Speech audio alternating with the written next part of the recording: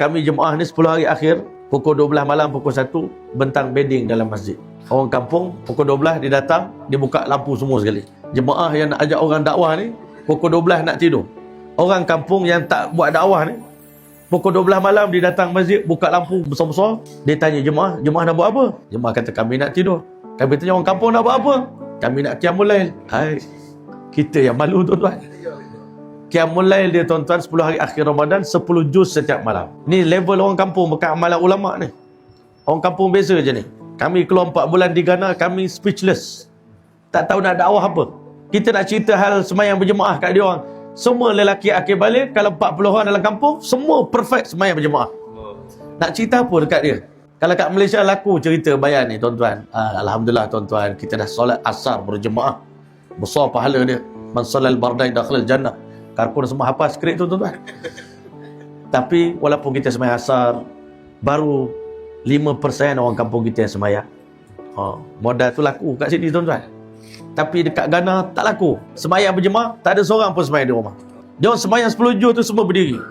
Badan besar-besar, laki perempuan. Sampai kawan saya jemaah daripada Madinah datang, dia kata, dia bagi Karguzari, kami selama ini pergi berdakwah di seluruh dunia. Kami bangga kami orang Madinah. Kita orang Madinah berada pada tahap yang tertinggi dalam ibadat.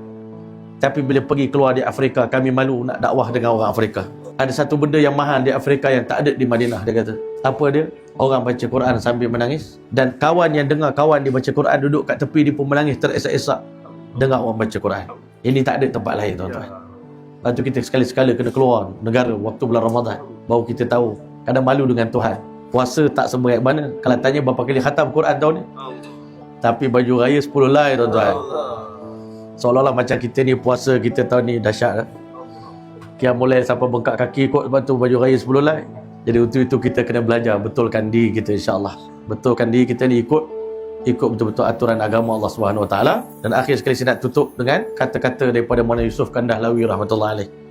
Kenapa Allah suruh kita berpuasa sebulan dan kemudian Allah wajibkan kita sambut hari raya pada hari raya? Sebenarnya di situ ada isyarat daripada Allah Taala, seakan-akan Allah nak beritahu, wahai hamba-Ku, ij'al hayataka kullaha misla Ramadan.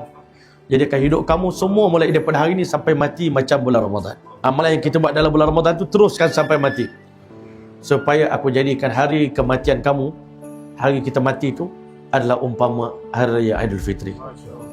Raya kita dalam kubur nanti, insya-Allah.